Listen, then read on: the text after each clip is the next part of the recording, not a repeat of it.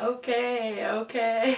You're doing it. I'm gonna do it. I'm gonna do it. I'm gonna do it. I'm gonna tell you about my eating disorder.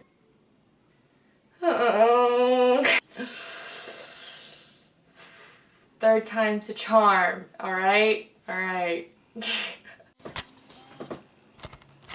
Hi, my name's Eileen and I'm currently in recovery for an eating disorder.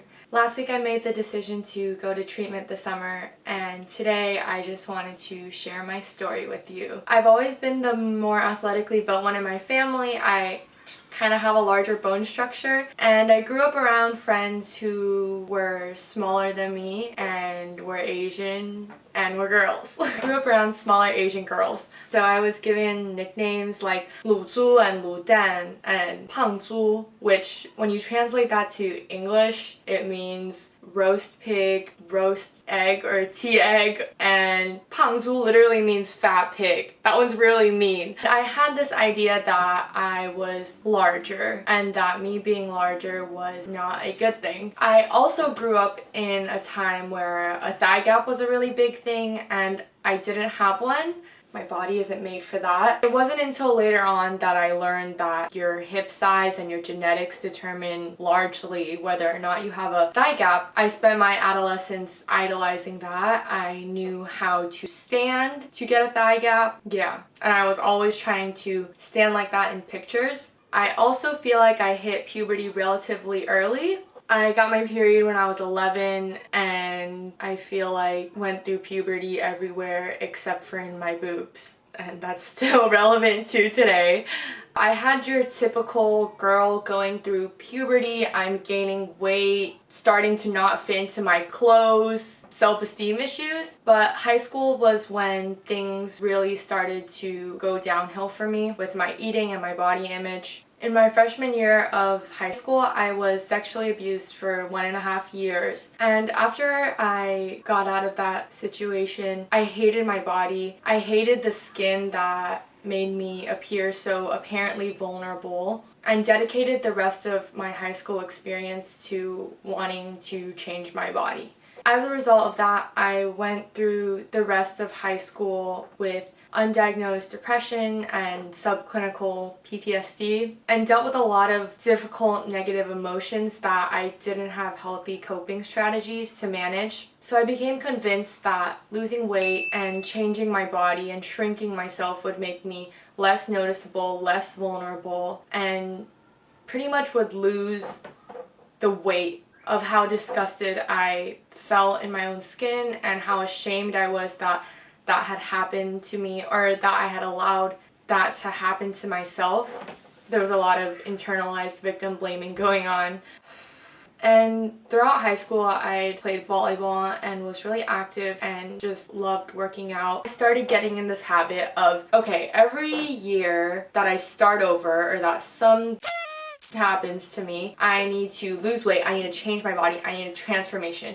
And you'll see that this is a recurring pattern that has dug me into the hole I am today. The first time I really saw the results I wanted, or my eating disorder wanted, was going into my first year of college. I told myself, I'm going to college, I want to get into the best shape of my life, I want to be my best self. It wasn't until college that I really started to abuse my love for my sport and exercise as a result of the unprocessed trauma. College is when I developed exercise addiction and my eating disorders. They've kind of morphed over time. The summer before my first year of college, I got into shape. I was working out like 6 or 7 days a week. I had the time for it. I had the energy for it because it was summer. I would say that I was satisfied with my body, but it was never enough. To me, that's something that would mark the rest of my, I don't want to say journey, but like the worsening of my symptoms and behaviors. So I was in really good shape, but I didn't feel like that was enough. After my first quarter, I was having more trouble adjusting to the quarter system than I wanted to admit. I was doing all the things on social media that people posted about in their college experience, but that didn't make me happy. And I was just convinced that my solution here is to lose more weight. Like that needs to happen. I think that will make me happy, because the weight I lost the summer before going to college, that did make me happy temporarily. I felt like I fit in more because of the size of my body. When winter quarter of my first year came around, I was spreading myself too thin among my extracurriculars, and when that happened, I started losing time to work out, or I found myself really overworked and tired and not able to work out. Because I wasn't working out 6 to 7 days a week anymore, I started gaining weight. That's natural. Our bodies change when that happens. But I also started feeling really guilty about the weight gain. That is kind of the origin of that evil eating disorder voice, who just told me that nothing I did was good enough and that I needed to be skinny and do all the extracurriculars I was doing, stay on top of my classwork, and be going in the gym 6 to 7 days a week, and an active social life, and get a good amount of sleep, which was not humanly possible, and even if it is, for me, it wasn't sustainable. The depression I struggled with in high school had kicked right back up during winter quarter. I just felt myself feeling more and more out of control with the things that were going on around me and my emotions, not understanding why I was sad all the time and why I had such a hard time trusting people. My only solution to that, the only coping mechanism I had really developed in high school, was working out and focusing on my food. So that quarter, I started intermittent fasting. I started tracking my macros, which I actually think negate each other, can negate each other. I don't want to get into it, but that's something that I felt like would give me control. And it didn't, because I started to see food as the enemy, as something that was purely for function and not to be enjoyed. It was something to get me the gains that I wanted. I just became obsessed with controlling my body and the size of it, not allowing it to change. The summer after my first year, I was not happy with the way I looked. My body had gained weight, but looking back on it now, it was probably normal weight gain, but the thought patterns I had developed had become really unhealthy and distorted my self-perception. In winter and spring quarter, despite joining a lot of extracurriculars and meeting a lot of incredible people, I was still battling really bad depression and was really feeling lonely. Didn't feel like I would ever be able to feel close to people, which was weird because I was always surrounded by a lot of people. I played club volleyball, I was on a dance team, I was in a mentorship program under a lovely mentor, but it just felt so distant from me. I just felt removed and boxed out and was really keen on not letting anyone in on the things that had happened to me. So that summer, I was like, okay, like I'm gonna turn my life around again, and how am I gonna do that? I'm gonna lose weight and get my summer bod. So when I moved into an apartment that July, I thought, okay, winter quarter, spring quarter, I wasn't doing this whole tracking macros thing, right? Because I didn't have a food scale. I got a food scale. I started meal prepping really rigidly and working out 6 to 7 times a week again, and really wasn't letting myself enjoy food socially. I put myself on a really restrictive diet and definitely wasn't eating enough for the amount that I was moving. That month was when I lost my period. I kind of took that as like, oh hey, I finally worked hard enough. I lost my period. That's pretty cool. Like, don't professional athletes not have their periods?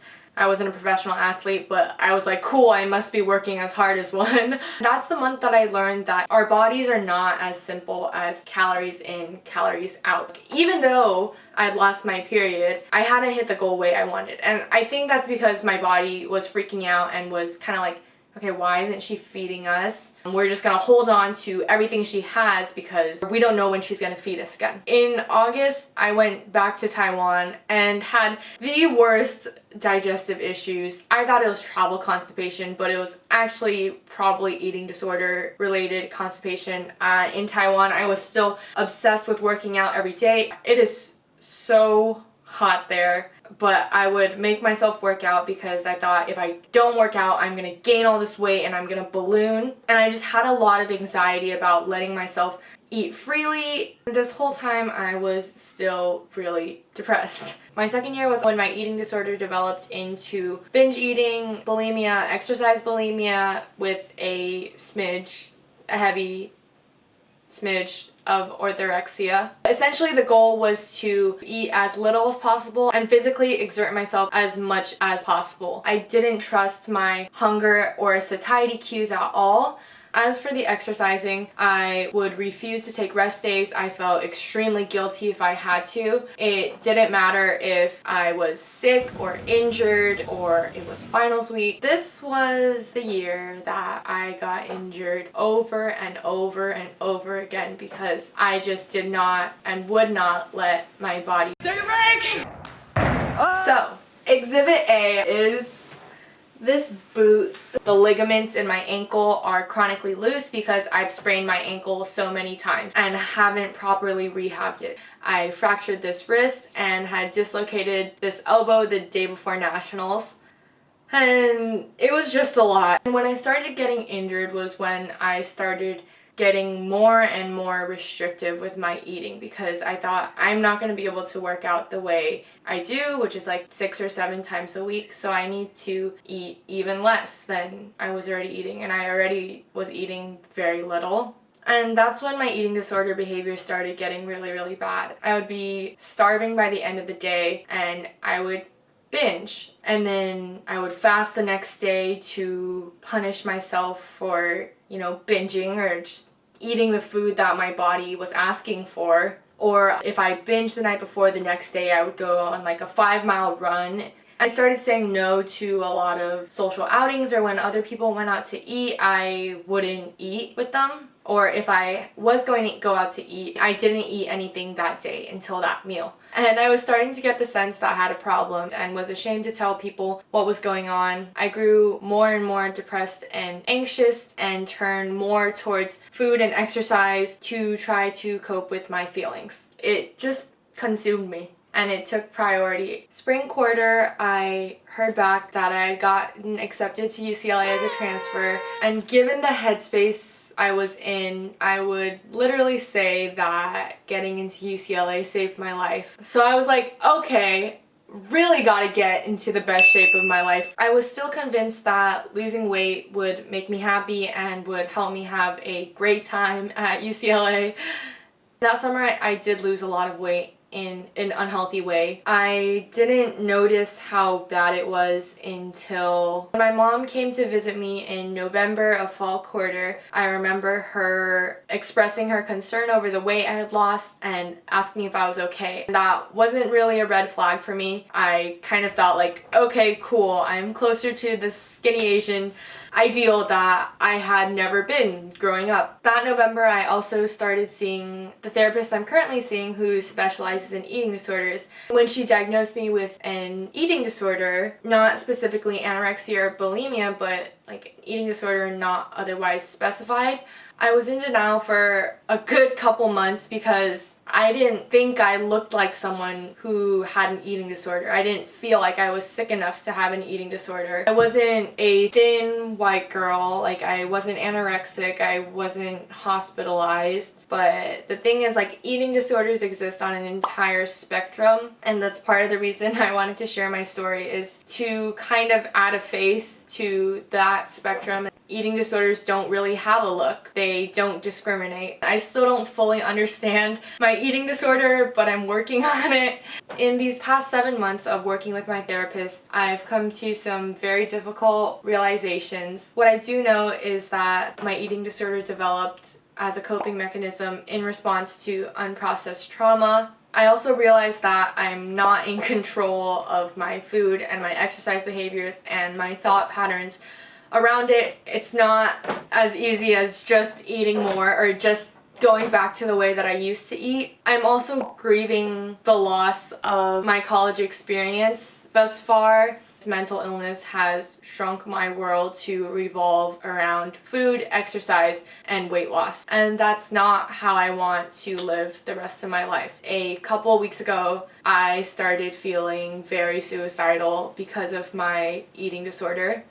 And I don't want that for myself anymore. I'm tired and I can't do it by myself. I'm really anxious about going to treatment because I don't know who I am without an eating disorder. Also hopeful that it'll take me leaps and bounds towards being fully recovered and living the life I want to. If you made it this far, thank you so much for allowing me to share my story with you. And if you're currently struggling with an eating disorder, I'm a really strong advocate for getting professional help because eating disorders are so difficult to handle on your own, and you deserve the help and treatment to fully recover. Lastly, if you're interested in following my recovery journey, feel free to subscribe. I hope everyone is staying safe and healthy, and see you next time!